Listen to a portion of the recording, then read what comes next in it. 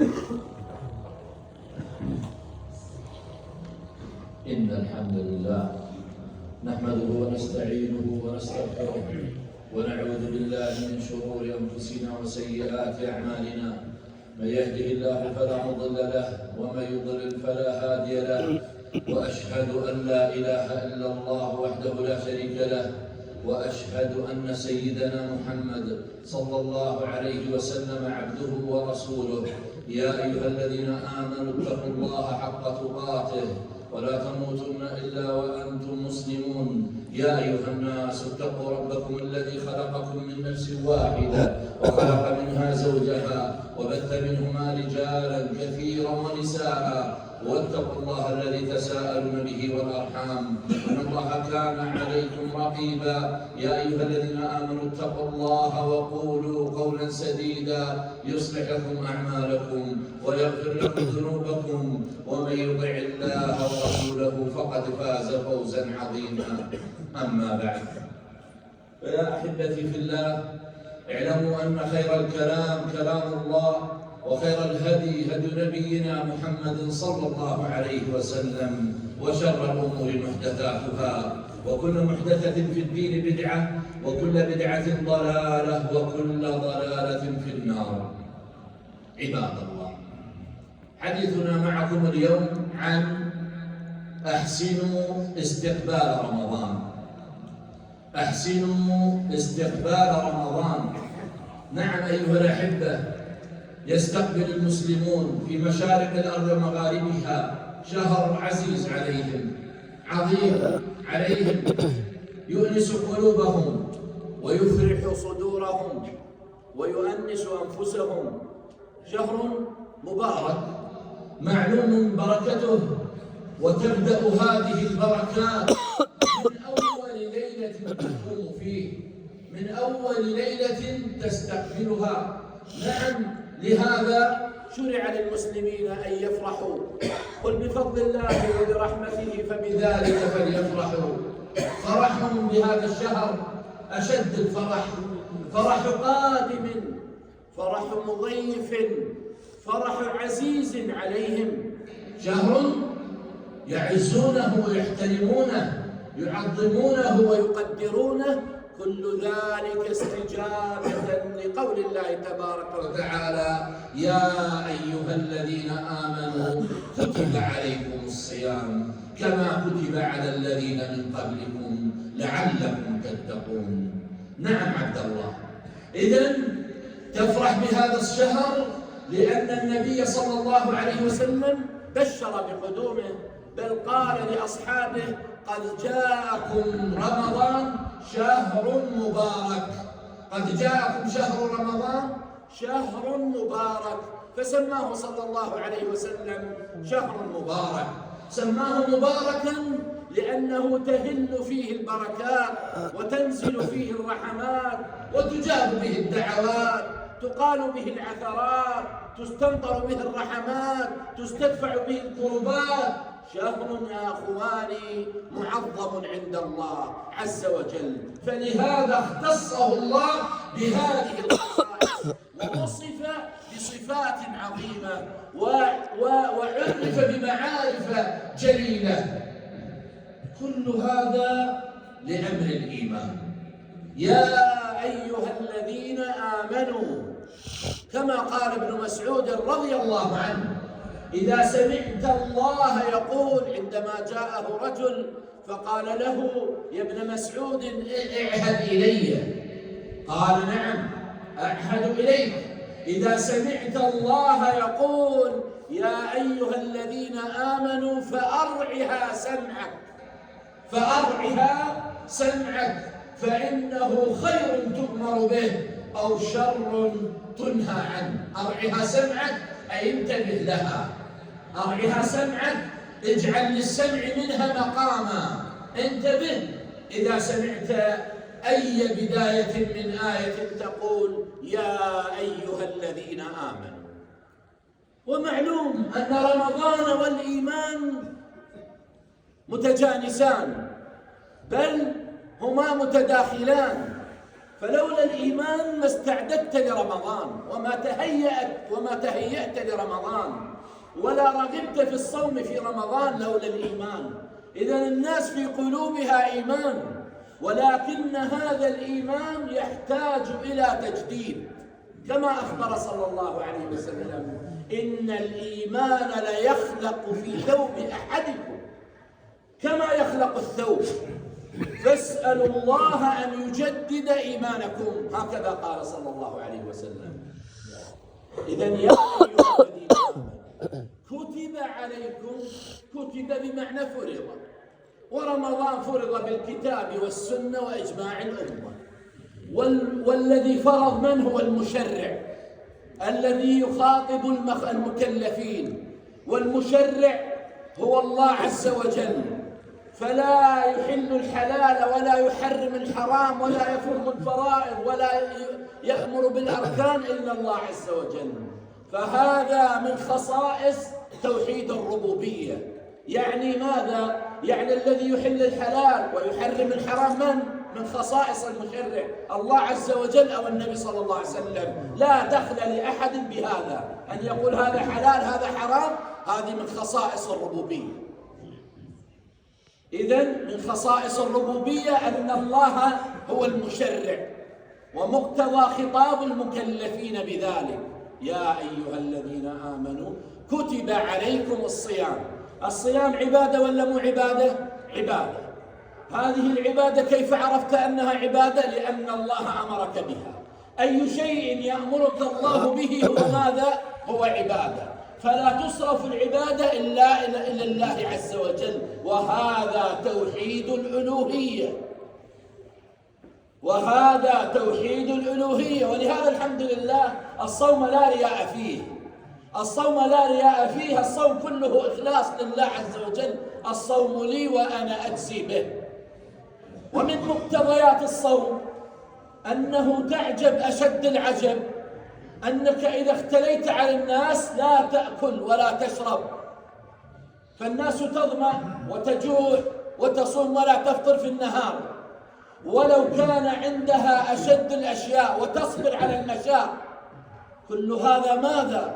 هذا يدل على أنك مراقب لله تبارك وتعالى، وهذا مقتضى توحيد الأسماء والصفات. فهذه الآية العظيمة جمعت أنواع التوحيد الجليلة: توحيد الربوبية وهو المشرع، توحيد الألوهية الصوم عبادة بفضل الله، توحيد الأسماء والصفات أنك تراقب الله في رمضان.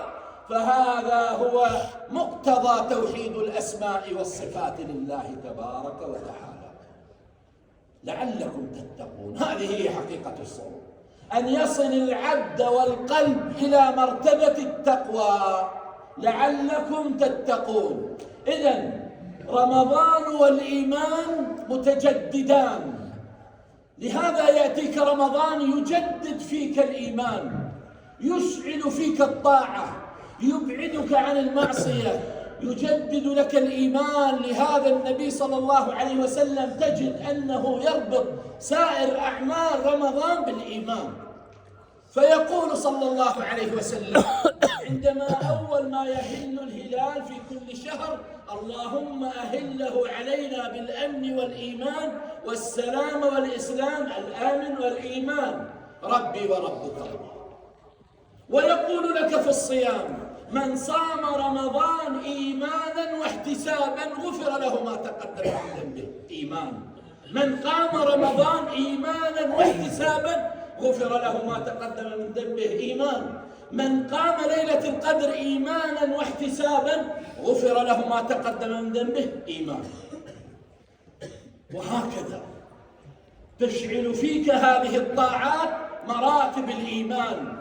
إنما المؤمنون الذين إذا ذكر الله وجلت قلوبهم وإذا تليت عليهم آياته زادتهم إيمانا وعلى ربهم يتوكلون.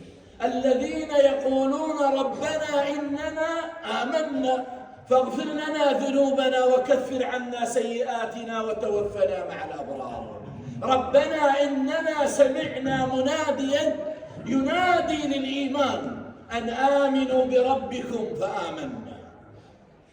انظر، كلها تقتضي الإيمان. ليس البر أن تولوا وجوهكم قبل المشرق والمغرب، ولكن البر من آمن بالله واليوم الآخر والملائكة والكتاب والنبيين. إيمان. قولوا آمنا بالله وما أنزل إلينا. إيمان. قال صلى الله عليه وسلم: الإيمان 70 شعبة، أعلاها لا إله إلا الله، وأدناها إماطة الأذى عن الطريق والحياء شعبة من الإيمان. وقال الصحابة: اجلس بنا نؤمن ساعة.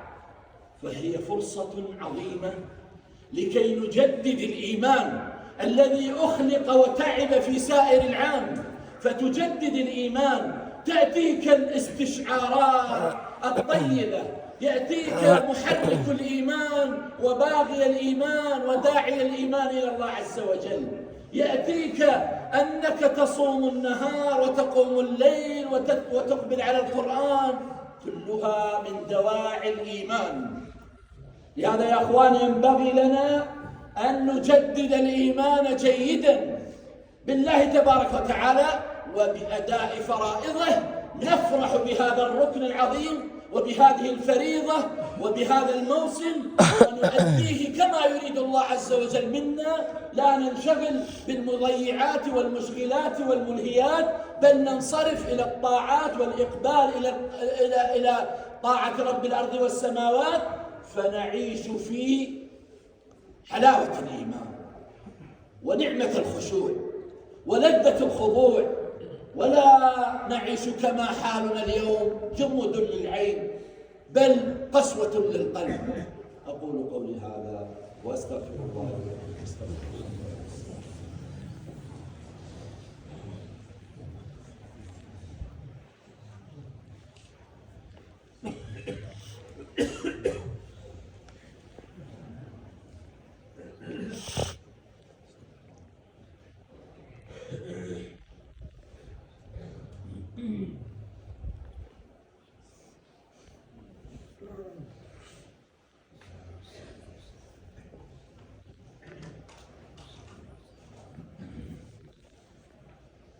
الحمد لله، وأصلي وأسلم على رسول الله صلى الله عليه وسلم تسليما كثيرا إلى يوم الدين.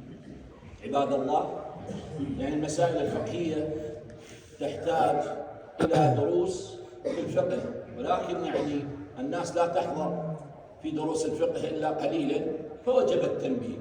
أركان الصوم 2: النية، ويجب أن تكون قبل الفجر. والأئمة الشافعي رحمهم الله يقولون أن النية واحدة تكفي للشهر، وإذا ما استيقظت للسحور فأنت قد حدثت عندك النية. من لم يجمع النية من الليل فلا صيام له. الثاني الإمساك من طلوع الفجر إلى غروب الشمس. هذه أركان الصوم.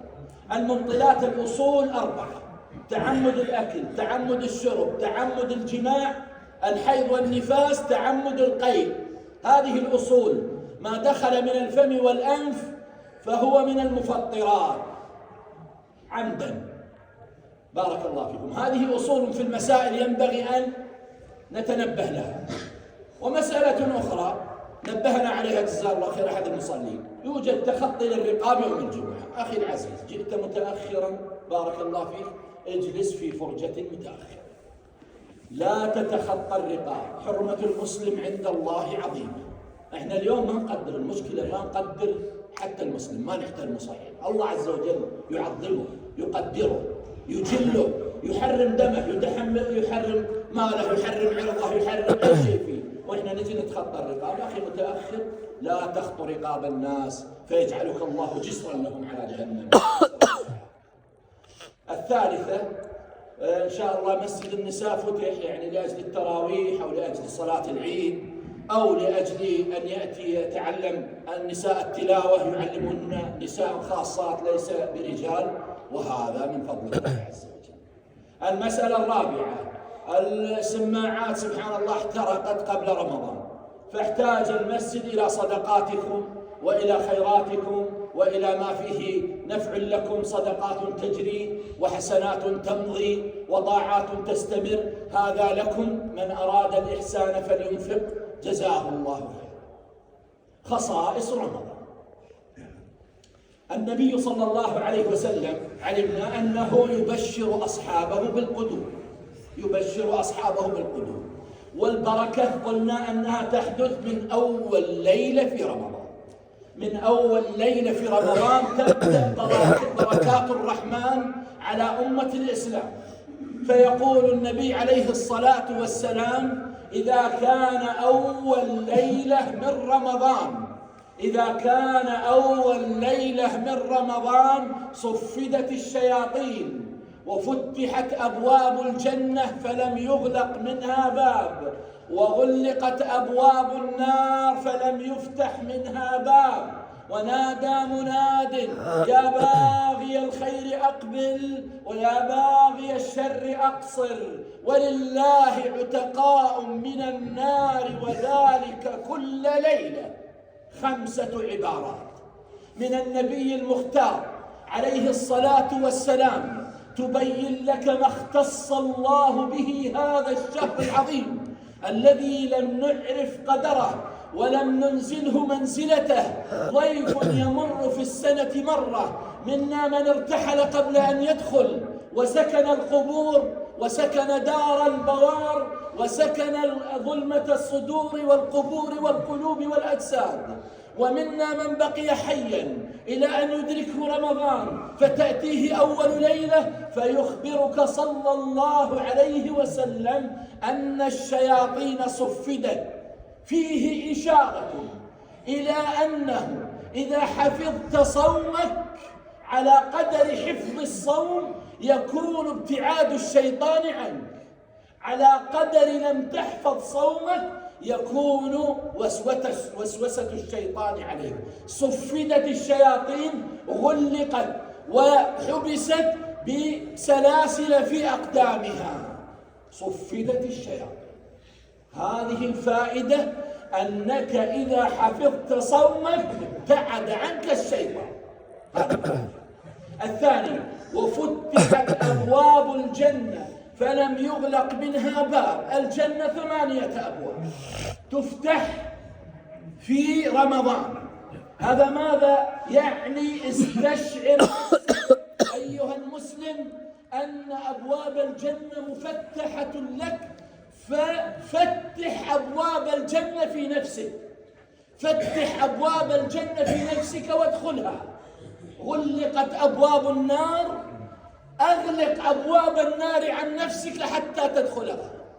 أبواب الجنة مفتحة، خذ بأسبابها: الإيمان، القرآن، العلم، الصلاة، القيام، الصدقات، الإنفاق. ادخل أبواب الجنة من مصراعيها. غلقت أبواب النار، لم يفتح منها باب، أغلق عن نفسك كل ما يؤدي إلى النار: سب، شتم، غيبة، كذب، بهتان، زور، زنا، سرقة، محرمات. أغلق. هذا وقت الإغلاق. ونادى مناد. من المنادي؟ ملك. هل نسمعه؟ هل أحد منا سمع هذا الملك؟ لا. ولكن لما أخبرنا النبي صلى الله عليه وسلم ونحن نوقن ونصدق ونوثق ما قال النبي صلى الله عليه وسلم، فنستيقن بما قاله النبي صلى الله عليه وسلم لما قال لنا أن مناديا ينادي: يا باغي الخير أقبل. نستشعر ذلك في كل يوم، أن النبي صلى الله عليه وسلم لما أخبر وهو الصادق المصدوق نصدق بخبره.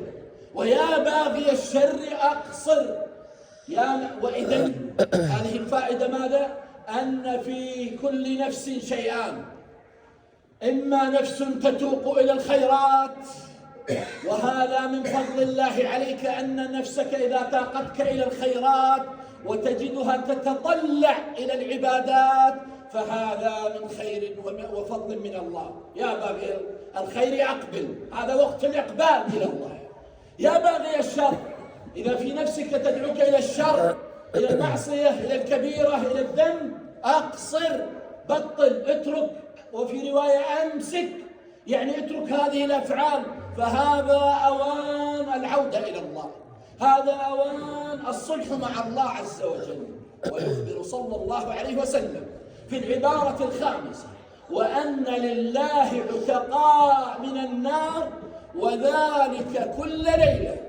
فيه فائدة أن الناس وكثير من المسلمين يخرج عنهم رمضان وقد عتقت رقابهم من النار.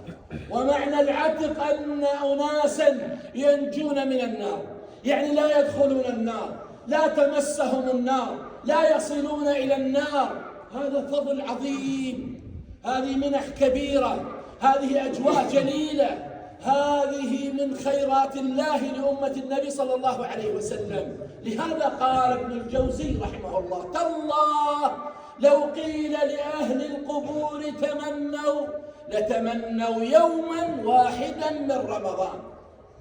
ليش؟ ليغفر للذنوب.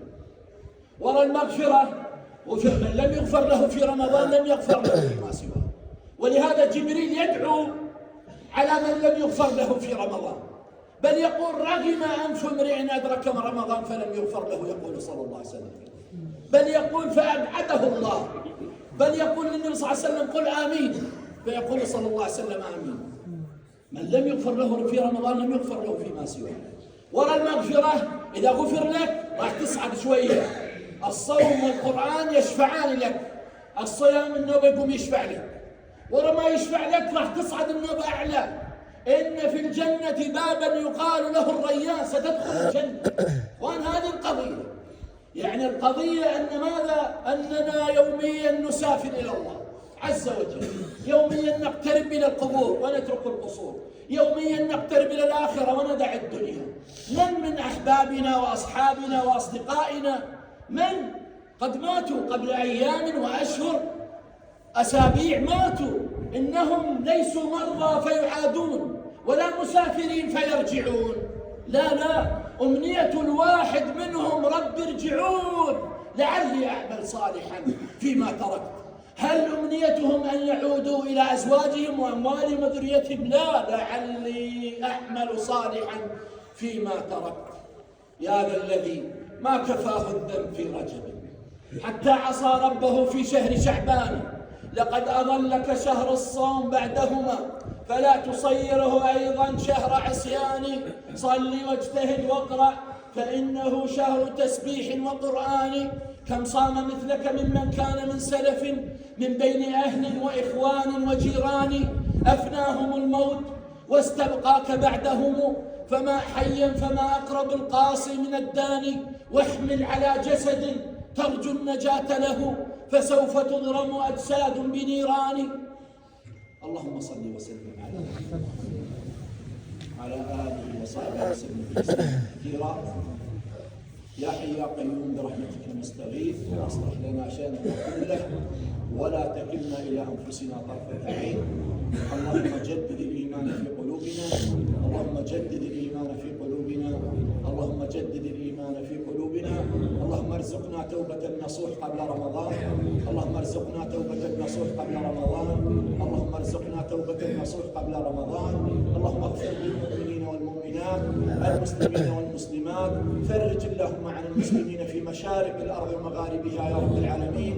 فرج اللهم عن المستضعفين من المسلمين في مشارق الأرض ومغاربها يا رب العالمين. فرج اللهم عن الجائعين. اللهم أطعم كل جائع، اللهم أطعم كل جائع، واكس كل عار من أبناء المسلمين يا رب العالمين. اللهم ارحمهم برحمتك، اللهم ارحمهم برحمتك، اللهم اشملهم بعطفك يا رب العالمين. وصل اللهم وسلم على نبينا محمد وعلى آله وصحبه وسلم.